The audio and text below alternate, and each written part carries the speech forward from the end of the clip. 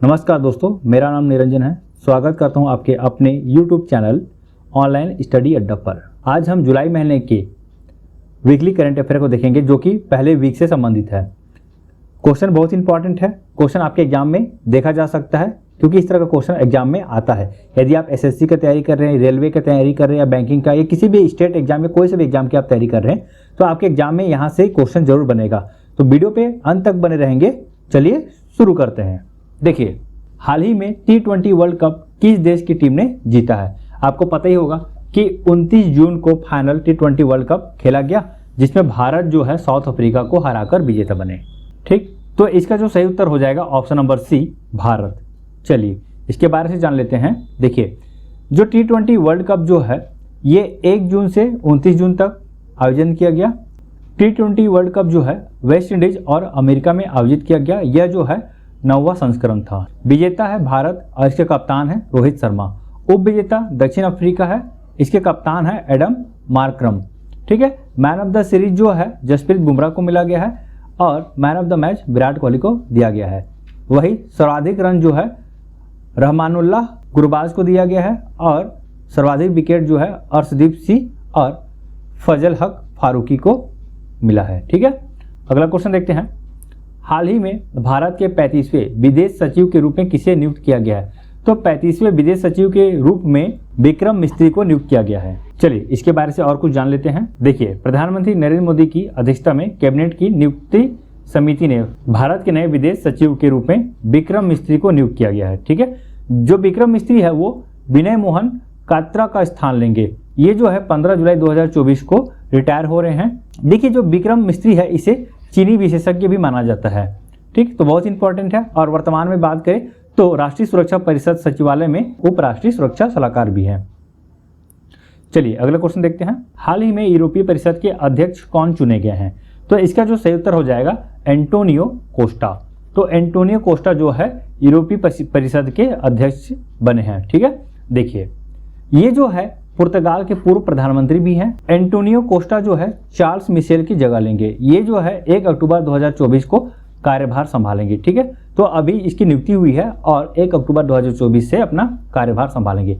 चलिए यूरोपीय संघ के बारे से जान लेते हैं। देखिए, यूरोपीय संघ जो है एक अंतर्राष्ट्रीय संगठन है जो कि maastricht संधि के द्वारा अस्तित्व में आया। maastricht संधि जो है 1 नवंबर 1993 को लागू हुआ था और यूरोपियन संघ में कुल 27 देश है। इसका मुख्यालय जो है ब्रुसेल्स में है जो कि बेल्जियम देश पड़ता है। ठीक है, चलिए अगला क्वेश्चन देखिए। हाल ही में 12वां विश्व हिंदी सम्मान किसे प्रदान किया गया है। तो इसका जो सही उत्तर हो जाएगा ऑप्शन नंबर ए, डॉक्टर उषा ठाकुर रिकेन। ठीक, देखिए डॉक्टर उषा ठाकुर को 12वां विश्व हिंदी सम्मान प्रदान किया गया है। ठीक है, ध्यान रखेंगे जो उषा ठाकुर है उसको उसके हिंदी साहित्य के विकास में योगदान के लिए यह पुरस्कार प्रदान किया गया है। देखिए, विश्व हिंदी सम्मान जो है विदेश मंत्रालय द्वारा दिया जाता है। ठीक, ध्यान रखेंगे कि जो 12वां विश्व हिंदी सम्मेलन है ये फिजी में आयोजित किया गया था।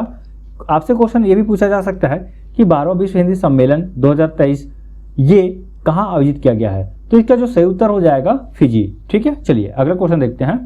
देखिए, हाल ही में महिला टेस्ट क्रिकेट के इतिहास में सबसे तेज दोहरा शतक जड़ने वाली खिलाड़ी कौन बन गई है। आप देख सकते हैं शेफाली वर्मा है। ठीक है, तो देखिए सबसे तेज मतलब यह है कम से कम बॉल में दोहरा शतक बनाने वाली महिला बनी हुई है। ठीक है, ठीक, देखिए भारत के आक्रामक सलामी बल्लेबाज शेफाली वर्मा दक्षिण अफ्रीका के खिलाफ जो है एकमात्र टेस्ट के दौरान ऑस्ट्रेलिया के एनाबेल सदरलैंड को पीछे छोड़ते हुए महिला टेस्ट क्रिकेट के इतिहास में सबसे तेज दोहरा शतक जड़ने वाली खिलाड़ी बन गई है। तो देखिए शेफाली वर्मा जो है ये एनाबेल सदरलैंड को पीछे छोड़ा है। मतलब इससे पहले जो है यह खिताब जो है सबसे तेज दोहरा शतक बनाने के जो रिकॉर्ड था वो ऑस्ट्रेलिया के एनाबेल के पास था। ठीक है, लेकिन अब जो है शेफाली वर्मा के पास आ गया है। ठीक है, देखिए जो शेफाली वर्मा जो है 194 गेंद में दोहरा शतक कंप्लीट किया है। ठीक, ध्यान रखेंगे।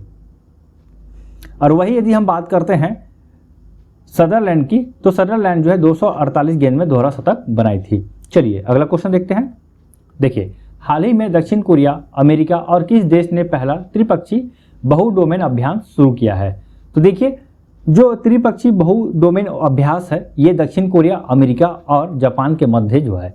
और ध्यान रखेंगे ये पहला जो है त्रिपक्षीय अभ्यास है। देखिए ये जो अभ्यास है 27 जून को आयोजित किया गया जापान के बारे से यदि हम देखें तो जापान, इसकी राजधानी टोक्यो है, प्रधानमंत्री फूमियो किशिदा और मुद्रा जापानी येन है। चलिए अगला क्वेश्चन देखते हैं। देखिए अगला क्वेश्चन, तीसरे सेना प्रमुख के रूप में किसने पदभार संभाला है? ठीक है, तो देखिए इसका जो सही उत्तर हो जाएगा उपेंद्र द्विवेदी।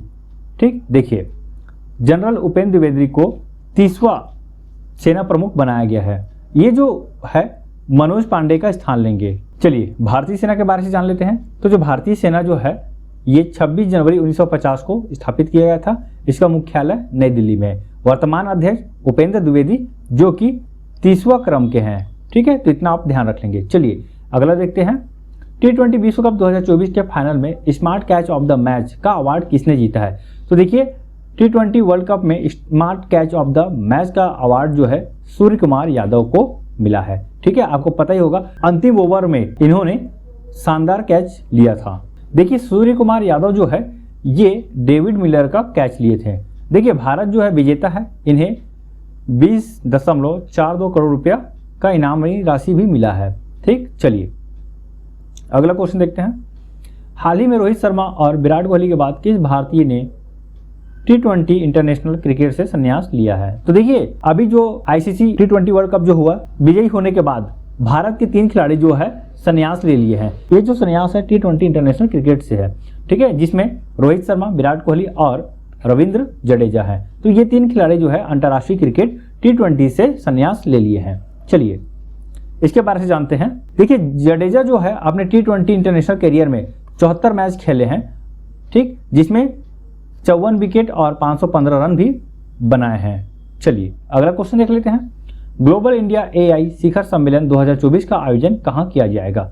तो देखिए इसका जो आयोजन जो है नई दिल्ली में किया जाएगा और ये संपन्न भी हो चुका है, जो कि 3 और 4 जुलाई को था। देखिए ये जो शिखर सम्मेलन है 3 और 4 जुलाई को नई दिल्ली में आयोजित हुआ, नई दिल्ली के भारत मंडपम में। ठीक है, देखिए आर्टिफिशियल इंटेलिजेंस पर वैश्विक साझेदारी के प्रमुख अध्यक्ष के रूप में भारत GPAI के मिशन को आगे बढ़ाने के लिए कार्य करेगा। ठीक, ध्यान रखेंगे। चलिए अगला क्वेश्चन देखिए। हाल ही में किस राज्य के मुख्यमंत्री ने किसान सम्मान निधि का शुभारंभ किया है? तो इसका सही उत्तर हो जाएगा राजस्थान। तो राजस्थान जो है किसान सम्मान निधि का शुभारंभ किए हैं। मुख्यमंत्री किसान सम्मान निधि के तहत 65 लाख किसानों को पहली किस्त के रूप में 650 करोड़ रुपए जारी किया गया है। आपको बता दूं कि किसान सम्मान निधि जो है छत्तीसगढ़ में भी लागू है। राज्य के पात्र किसानों को राज्य योजना के तहत लाभ के साथ साथ PM किसान योजना के तहत केंद्र सरकार द्वारा प्रतिवर्ष 6,000 रुपए भुगतान भी मिलेगा। चलिए अगला क्वेश्चन देखते हैं। हाल ही में 10वीं बार लियोन मास्टर्स खिताब किसने जीता है? देखिए जो लियोन मास्टर खिताब जो है ये विश्वनाथ आनंद द्वारा जीता गया है। पूर्व विश्व शतरंज चैंपियन भारत के विश्वनाथ आनंद 10वीं बार लियोन मास्टर शतरंज प्रतियोगिता जीता है। देखिए ये 10वीं बार जीता है, जो कि सबसे पहले बार तो जो है 1996 में जीता है और अभी वर्तमान में 2024 में। देखिए 30 जून को खेला गया था और फाइनल में स्पेन के जेमे स्टोस लतासा को 3-1 से हराकर लियोन मास्टर खिताब जीता है। चलिए अगला क्वेश्चन देख लेते हैं। ICC पुरुष T20 विश्व कप 2026 का आयोजन कहाँ किया जाएगा? देखिए जो आगामी ICC पुरुष T20 वर्ल्ड कप जो है ये भारत और श्रीलंका के संयुक्त मेजबानी में किया जाएगा। आप देख सकते हैं चित्र के माध्यम से भी। देखिए यह जो टूर्नामेंट है 55 मैचों का होगा, जैसा कि अभी T20 वर्ल्ड कप खेला गया है। ठीक है, चलिए अगला क्वेश्चन देखते हैं। संयुक्त सैन्य अभ्यास मैत्री का आयोजन भारत और किस देश के बीच किया जाएगा? तो इसका जो सही उत्तर हो जाएगा वो है थाईलैंड। तो देखिए भारत और थाईलैंड के बीच अभ्यास मैत्री का आयोजन किया जाएगा। ठीक, बहुत ही इंपॉर्टेंट है, ध्यान रखेंगे। अभ्यास मैत्री है ये 13वां संस्करण है। ठीक, भारत और थाईलैंड जो है संयुक्त रूप से इसमें भाग ले रहे हैं। यदि हम पिछला संस्करण की बात करते हैं तो 2019 में हुआ था उम्रोई मेघालय में। थाईलैंड की यदि हम बात करते हैं तो देखिए थाईलैंड के राजधानी बैंकॉक है, मुद्रा थाई बात और यहाँ के प्रधानमंत्री जो है श्रेथा थाविसिन है। हाल ही में किस देश ने यूरोपीय संघ परिषद की अध्यक्षता संभाली है? तो देखिए इसका जो सही उत्तर हो जाएगा option number B Hungary. Hungary जो है यूरोपीय संघ परिषद की अध्यक्षता संभाली है। देखिए यदि हम हंगरी की बात करें तो हंगरी की राजधानी बुडापेस्ट है, राष्ट्रपति तमस सुलियोक है और प्रधानमंत्री विक्टर ऑर्बन है। तो इतना इंपॉर्टेंट जानकारी है, आप इसे भी ध्यान में रखेंगे। चलिए देखिए अगला क्वेश्चन है, अंडर 23 एशियाई कुश्ती चैंपियनशिप 2024 में भारत ने कुल कितने पदक जीते हैं? तो देखिए भारत जो है कुल 8 पदक जीते हैं। देखिए इसमें देखिए जो अंडर 23 एशियाई कुश्ती चैंपियनशिप जो है ये अम्मान जॉर्डन में आयोजित किया गया था। भारत जो है कुल 8 पदक जीते हैं। अगला क्वेश्चन देखते हैं, हाल ही में IMF आर्टिफिशियल इंटेलिजेंस तैयारी सूचकांक 2024 में कौन शीर्ष स्थान पर है? ठीक है, यदि हम बात करते हैं आर्टिफिशियल इंटेलिजेंस तैयारी सूचकांक 2024 का, तो इसमें जो है शीर्ष स्थान पर सिंगापुर है। यदि हम IMF की बात करते हैं तो IMF का जो प्रबंधक निदेशक है वो है क्रिस्टालिना जॉर्जिवा, मुख्यालय वाशिंगटन DC। इसकी स्थापना जो है जुलाई 1945 में हुआ था। मूल संगठन जो है वो संयुक्त राष्ट्र है। ठीक है, यदि हम भारत की बात करते हैं तो देखिए भारत जो है 72वें स्थान पर है। चलिए अगला क्वेश्चन देखिए, भारत ने हाल ही में किस देश के साथ संयुक्त सैन्य अभ्यास नोमैडिक एलिफेंट शुरू किया है? तो देखिए भारत जो है मंगोलिया के साथ नोमैडिक एलिफेंट शुरू किया है। देखिए क्वेश्चन बहुत इंपॉर्टेंट है, यहाँ पे जितना भी क्वेश्चन है सबको फिल्टर करके रखा गया है। यहाँ से क्वेश्चन आपके एग्जाम में देखने को मिल सकता है। देखिए यदि आपको वीडियो पसंद आता है तो वीडियो को जरूर लाइक कर दीजिएगा। चैनल पे यदि आप नए हैं तो चैनल को जरूर सब्सक्राइब कीजिएगा, क्योंकि इसी तरह वीडियो आपको मिलते ही रहेगा और मुझे भी कुछ मोटिवेशन भी मिलेगा। ठीक है, चलिए आगे बढ़ते हैं। देखिए भारतीय सेना और मंगोलियाई सेना के बीच संयुक्त अभ्यास नोमैडिक एलिफेंट, इसका जो संस्करण है ये 16वां संस्करण है और 3 जुलाई से ध्यान रखेंगे उमरोई मेघालय में होगा। ठीक, चलिए समापन की बात करते हैं तो 16 जुलाई को समापन हो गया, यानी कि 3 जुलाई से 16 जुलाई तक यह अभ्यास चलेगा। मंगोलिया की बात करते हैं, इसकी राजधानी जो है उलान बटार है, मुद्रा मंगोलाई तुगरिक है। चलिए अगला देखते हैं क्वेश्चन, हाल ही में संयुक्त राष्ट्र की किस एजेंसी ने वार्षिक विश्व ड्रग रिपोर्ट जारी की है? तो देखिए संयुक्त राष्ट्र की जो है UNODC जो है ये जो है विश्व ड्रग रिपोर्ट जारी किया है। अपराध और नस्ली दवाओं के दुरुपयोग से निपटने वाली संयुक्त राष्ट्र एजेंसी UNODC ने हाल ही में अपनी वार्षिक ड्रग रिपोर्ट जारी की है। रिपोर्ट के अनुसार देखिए नस्ली दवाओं का उपयोग करने वाले लोगों की संख्या 2022 में बढ़कर 292 मिलियन हो गई है, जो पिछले 10 वर्षों में 20% की वृद्धि है। यदि हम बात करते हैं इस रिपोर्ट का तो देखिए पिछले 2 साल में ये जो है 20% की वृद्धि को दर्शाता है। चलिए आगे देख लेते हैं, हाल ही में पुरुषों के T20 इंटरनेशनल ऑलराउंडर रैंकिंग में टॉप पर कौन रहे हैं? ठीक है, यदि हम भारत की बात करते हैं तो भारत की ओर से ऑलराउंडर में हार्दिक पांड्या है। ठीक है, देखिए भारत की T20 इंटरनेशनल विश्व कप जीत के बाद हार्दिक पांड्या पुरुष ऑलराउंडर की T20 इंटरनेशनल रैंकिंग में शीर्ष स्थान पर पहुंच गए हैं। ऐसा पहली बार हुआ है जब किसी भारतीय ऑलराउंडर ने उपलब्धि हासिल किया है। ठीक है, ध्यान रखेंगे। यदि हम हार्दिक पांड्या की बात करें तो इन्होंने T20 वर्ल्ड कप में 144 रन बनाए हैं और साथ ही साथ 11 विकेट भी लिए हैं। ठीक है, और दक्षिण अफ्रीका के खिलाफ फाइनल में 20 रन देकर 3 विकेट लिए हैं। इस तरह से शानदार प्रदर्शन भी किए हैं। ठीक, T20 वर्ल्ड कप की बात करें, भारत विजेता और दक्षिण अफ्रीका उपविजेता है। T20 वर्ल्ड कप की बात करें तो भारत विजेता और उपविजेता दक्षिण अफ्रीका है। चलिए अगला क्वेश्चन देखिए, हाल ही में पहला सरस्वती अम्मा पुरस्कार 2024 से किसे सम्मानित किया गया है? तो इसका जो सही उत्तर हो जाएगा पी गीता को पहला सरस्वती अम्मा पुरस्कार से सम्मानित किया गया है। चलिए अगला क्वेश्चन देखिए, ऊर्जा संक्रमण सूचकांक 2024 में भारत का स्थान क्या है? यदि हम ऊर्जा संक्रमण सूचकांक की बात करते हैं तो भारत का स्थान 63वां। ध्यान रखेंगे कुछ सूचकांक होता है जो कि बहुत ही इंपॉर्टेंट होता है, आपको उसको याद रख लेना है। देखिए भारत के स्थान जो है 63वां है। यदि पहले स्थान की बात करते हैं तो स्वीडन, दूसरे स्थान पर डेनमार्क और तीसरे स्थान पर फिनलैंड है। देखिए रिपोर्ट जो है विश्व आर्थिक मंच के सहयोग से तैयार किया गया है। चलिए अगला क्वेश्चन देखिए, SCO शिखर सम्मेलन 2024 का आयोजन कहाँ हुआ? ठीक है, SCO का मतलब होता है शंघाई सहयोग शिखर सम्मेलन। ठीक है, इसका जो आयोजन जो है कजाकिस्तान में हुआ है। ठीक, कजाकिस्तान को भी अस्ताना जगह में। देखिए कजाकिस्तान की राजधानी अस्ताना में शंघाई सहयोग संगठन के 24वें शिखर सम्मेलन का आयोजन किया जा रहा है। इस शिखर सम्मेलन में भारत की ओर से विदेश मंत्री जो है एस जयशंकर प्रतिनिधित्व कर रहे हैं। ध्यान रखेंगे कि प्रधानमंत्री जो है इस सम्मेलन में शामिल नहीं हुए हैं, भारत की तरफ से एस जयशंकर जो है प्रतिनिधित्व कर रहे हैं। कजाकिस्तान की बात करते हैं तो राजधानी अस्ताना है, मुद्रा कजाकिस्तानी तेंगे है। चलिए अगला क्वेश्चन देखिए, दुनिया की पहली कार्बन फाइबर पैसेंजर ट्रेन का अनावरण कहाँ किया गया है? तो देखिए दुनिया की पहली कार्बन फाइबर पैसेंजर ट्रेन का अनावरण जो है चीन में किया गया है। देखिए यदि हम चीन की बात करते हैं तो राजधानी बीजिंग, मुद्रा जो है रेन मिनबी है राष्ट्रपति, शी जिनपिंग। सैन्य अभ्यास जो है भारत के साथ जो होता है वो हैंड इन हैंड है। एशिया की सबसे लंबी नदी जो है यही है यांगसी।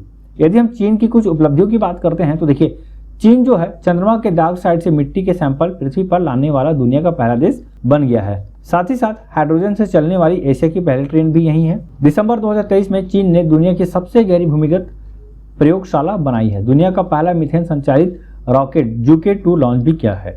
तो ये सारी चीजें है जो कि चीन की उपलब्धि के तौर पर देखा जा रहा है। चलिए अगला क्वेश्चन देखिए, हाल ही में संघाई सहयोग संगठन के 10वें पूर्ण सदस्य के रूप में कौन शामिल हुआ है? बहुत इंपॉर्टेंट क्वेश्चन है, स्टार मार्क लगा लीजिएगा।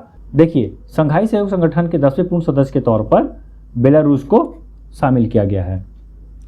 ठीक, देखिए आपको पहले बताया कि जो संघाई सहयोग संगठन जो है ये कजाकिस्तान के अस्ताना में आयोजित किया जा रहा है और ये जो है 24वीं बैठक है। ठीक, इस शिखर सम्मेलन में बेलारूस को जो है 10वां पूर्ण सदस्य के रूप में शामिल किया गया है। चलिए, यदि हम बेलारूस की बात करते हैं तो इससे पहले जो है पर्यवेक्षक देश के तौर पे शामिल होते थे। देखिए, यदि हम संघाई सहयोग संगठन की बात करते हैं तो देखिए, जून 2001 में 5 देश जो है शामिल हुआ, जिसमें कजाकिस्तान, चीन, रूस, ताजिकिस्तान और उज्बेकिस्तान है। ठीक, तो इस तरह से 5 देशों के साथ ये जो है संगठन अस्तित्व में आता है।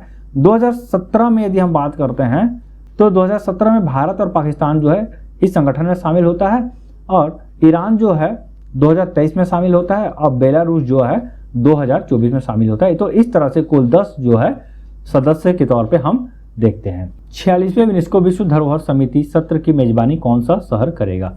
यदि हम भारत की बात करते हैं तो भारत का नई दिल्ली में जो है 46वां यूनेस्को विश्व धरोहर समिति का आयोजन किया जाएगा। देखिए, पहली मामला है जो भारत को जो है यूनेस्को विश्व धरोहर समिति की मेजबानी करने का अवसर मिला है। यदि हम विश्व धरोहर समिति की बात करते हैं तो जो मानवता के सबसे कीमती सांस्कृतिक और प्राकृतिक स्थलों की सुरक्षा में महत्वपूर्ण भूमिका निभाती है। यूनेस्को का यदि स्थापना की बात करते हैं नवंबर 1945 में होता है। इसका मुख्यालय पेरिस फ्रांस में है। महानिदेशक आंद्रे एजोले है। चलिए अगला क्वेश्चन देखिए, चर्चा में रहा अपोफिस क्या है? तो देखिए, अपोफिस जो है एक क्षुद्र ग्रह है।